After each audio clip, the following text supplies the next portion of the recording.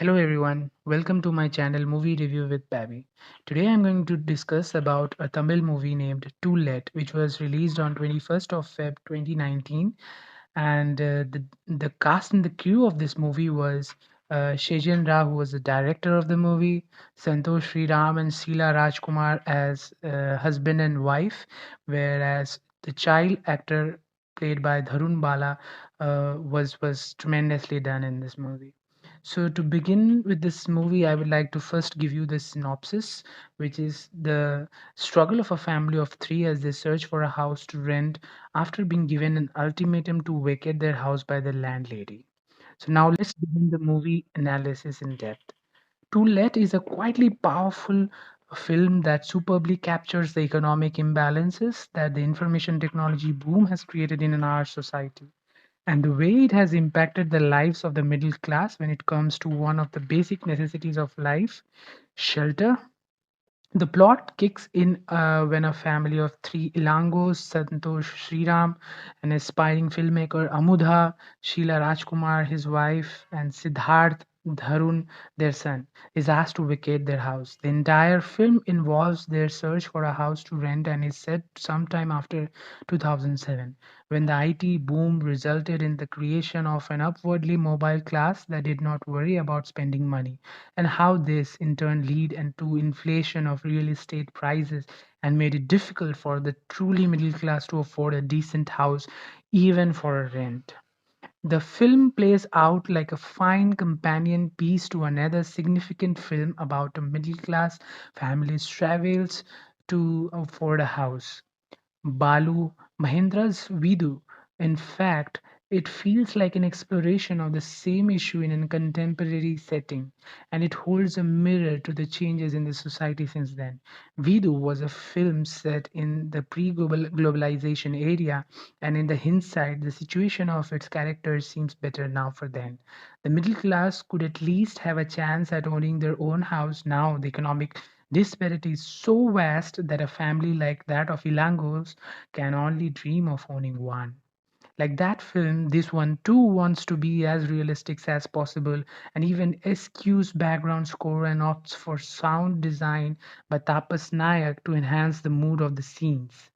Chezhiyan tries to do away with melodrama as much as possible, unlike a film like recent Kadhagikara Mandhita Girl, which also dealt with the same issue with the film as made before that one and has been on the festival circuit, winning among many other awards, the national award at the best of the Tamil film. So really you got to respect Kadikara Manthigaral.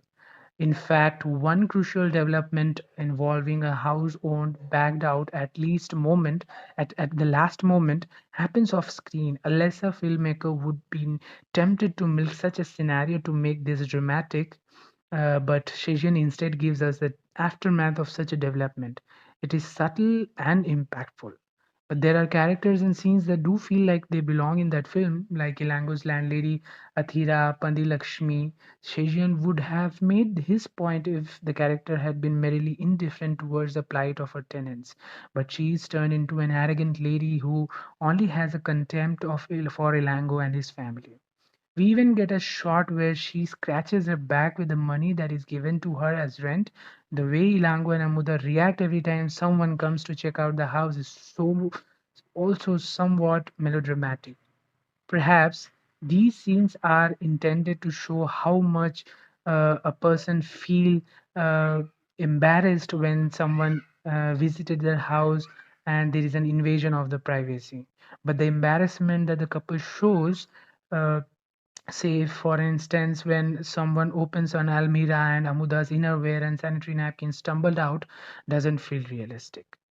These minor quibbles aside, to let manage to hold you in its grip and provides a moving experience, it effectively captures the emotional turmoil involved in vacating and moving to a different house for a segment of the society, and how factors like religion, caste, profession, and even food play a role in seemingly common life experience. The characters have their own follies.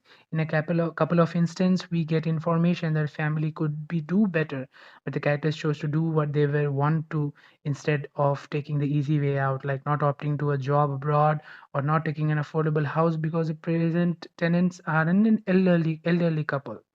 These acts might make us think the characters aren't practical, but the truth is it makes them all more human. The dialogues are on point and the minimal. Like the line where a character says, "How are okay?" They are given a character. The dialogues are on point and minimal. Like the line where a character says, "How we are okay with giving an entire state to someone from the film industry." Chezhian doesn't complete with the character implies that people are not ready to give their homes to a cinema Karan to the underline this. He just wants the audience to fill the blanks. This approach of leaving things unsaid is seen in the narration too. We never get Ilango and Amudha's backstory or the resolution of their problem, and yet we get an idea of their lives. All we get are the scenes that are shown between shots of opening and closing a door. It's a beautiful visual touch and a terrific way to book in the film. In the initial portions of the film, we repeatedly get throwaway shots of a sparrow that has built its nest inside the family's home. Its fate get decided by an act of momentary forgetfulness while a character enjoys a simple comfort. In a way, families like Ilangos are like that bird, the fate decided by a section of the society that has forgotten about the existence of others while enjoying a few perks. So that's the complete analysis I have done about this movie. Go check out this movie and just mention your favorite uh, scenes you have seen from the movie, what you have liked, what you have disliked about this movie. Just write it down in the comment, and I will feel very glad to see that you guys have watched this movie, which is worth watching.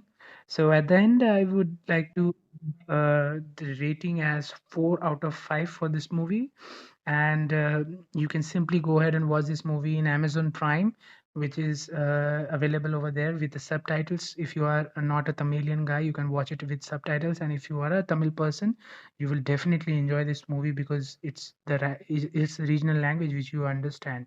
But for the people who don't know Tamil, you can just watch this movie with Tamil subtitles, and definitely you will feel happy, elated, and you have witnessed some masterclass movie in our uh, India Indian movie industry. So I would like to resign for the day off, and thank you all. Bye. Goodbye.